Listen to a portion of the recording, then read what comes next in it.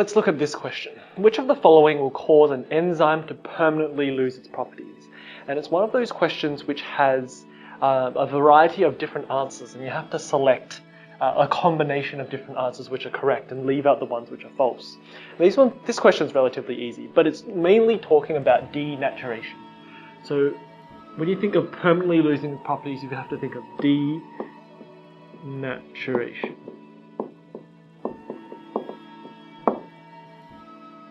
Okay, so when you think about denaturation, there are a few different things that can cause it. So the firstly is a change in temperature, usually to a very high temperature, but also to a very low temperature, as well as a change in pH. So those are the two main things. So let's have a look. Number one, hydrolysis. So what is that? So this is the breaking down, so that's what lysis means, the breaking down by water. So breaking down by water with enzymes, so do enzymes get broken down by water? Usually not, so this answer seems false. How about freezing to minus 20 degrees Celsius? Well, I previously mentioned that temperature changes, especially away from the main temperature of 37 degrees Celsius. So either extreme highs or extreme lows can all cause denaturation of an enzyme to permanently lose its properties. So this one is correct.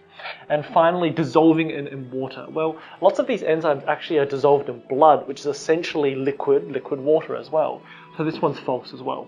So in this case, the answer to question 1 is B. 2 only. And as soon as, for example, for these particular questions, you can actually use them to your advantage. We straight away knew that hydrolysis wasn't correct. Or let's have a look at number 3. Straight away we knew that number 3 wasn't correct, so we could get rid of D. And as soon as we knew that 1 wasn't correct, then we can get rid of A, C, and D. So in this way, we know that B can be correct. You can double check and triple check your answers just like this. Let's move on to the next enzyme question. So which of the following processes produces carbon dioxide?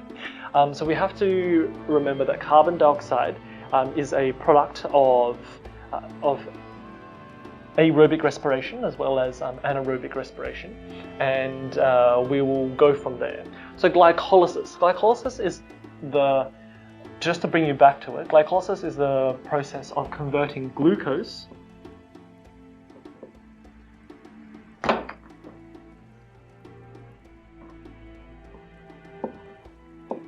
to pyruvate. So that is the first. This is what glycolysis is. So we'll put glycolysis in green because it's a process, and it results in pyruvate, but no carbon dioxide. So straight away we can get rid of 1. So in that case, we can look at this, we can get rid of A, C, and D, and then we know that it's B only. So that it's alcohol fermentation. But how about lactic acid production? Let's think about that as well. So when we have glucose turning into pyruvate, then we have 2 possible arms, just for quick reinforcement. So we have 2 possible arms. The first one is aerobic respiration, and the second one is anaerobic respiration. And for anaerobic respiration, in certain organisms, it gets turned into ethanol as well as alcohol.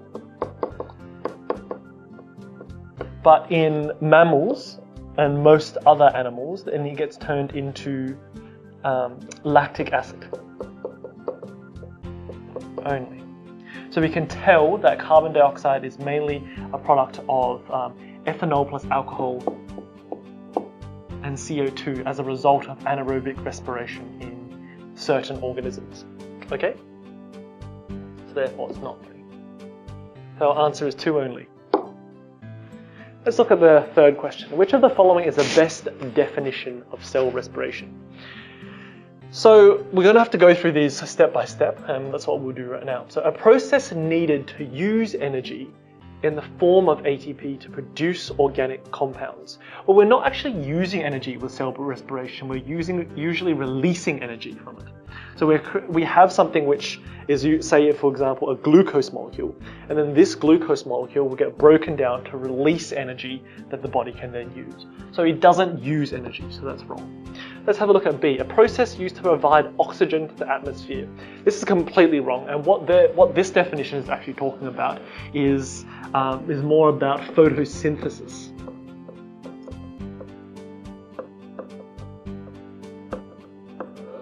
Because remember that with photosynthesis you have the production of oxygen as well as water. So let's look at C now. A controlled release of energy in the form of ATP from organic compounds in cells. Now this one seems quite true. So we'll consider this for a dot. It talks about the release of energy, not the use of energy that we talked about in part A. In the form of ATP, adenosine triphosphate, yes, very good, from organic compounds in cells. That sounds correct. Now let's look at D. A controlled release of energy in the production of food from organic compounds. Well, this one is actually incorrect because there's no mention of the form that the energy is in this case ATP. And it's talking about the production of food, which is actually incorrect because it's actually breaking down the glucose or breaking down the food in order to form energy, our ATP. So our correct answer is C. Question 4. The diagram below shows a biochemical pathway in a yeast cell.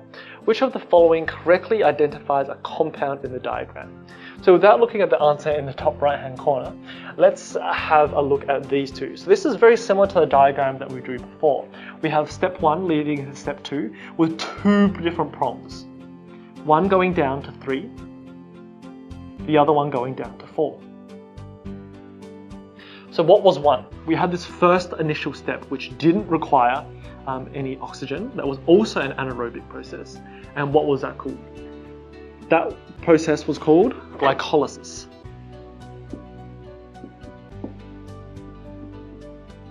And glycolysis is lysis, the breakdown of glyco, of sugar. So 1 is actually glucose. Glucose is broken down into what? Into pyruvate.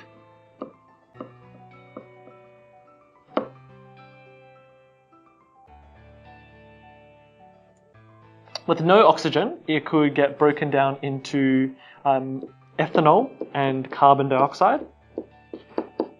So this is true because it is a yeast cell. If it was a mammal cell, then we'd expect it to be broken down into lactic acid. Whereas with aerobic, then it gets converted into, it goes into the Krebs cycle in order to continue the autophosphorylation within the mitochondria. So in that case, we have to recognize it. So A1 is fat, so it's not fat because we've noticed that here. 2 is pyruvate. Yes, that's correct. So we can circle this answer. It's most likely correct. 3 is lactate. No, we said that wasn't true because we're talking about a yeast cell, which is not a mammal cell, not an animal cell. And for D, 4 is carbon dioxide. No. That's incorrect as well because it actually feeds into the Krebs cycle. So we know that the correct answer is B. Let's look at question 5 now. What is lactase used for? So this question, very simple question. Most important thing to know in terms of principles is that the majority of things ending in A's are enzymes. Majority, not everything, but the majority. So what is it used for? A lactase is an enzyme which breaks down lactose. So lactose, remember, is our disaccharide sugar found in milk that we break down. So it is used to make sugar-free milk. So this answer is incorrect.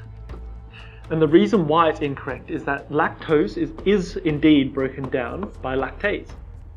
But it's broken down into 2 simple monosaccharides. So the first one is galactose. The second one is glucose. And you put the enzyme on top of the arrow to show that it catalyzes the reaction. So the reason why that's incorrect is that even though it does break down the lactose, the result is a galactose and glucose, which are still both sugars. So the fact that it's saying sugar-free milk is absolutely incorrect.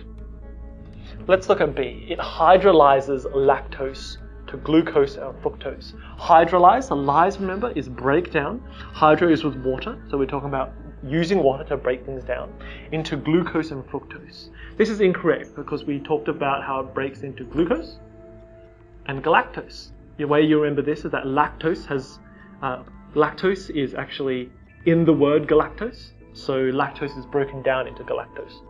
Okay? So that's incorrect.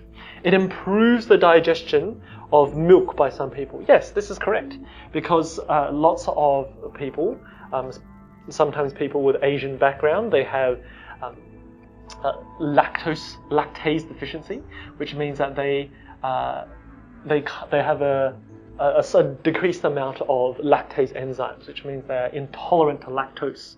So if you break down the lactose, then they'll be able to tolerate the milk because it doesn't have this lactose. So the important concept to know about is lactose intolerance.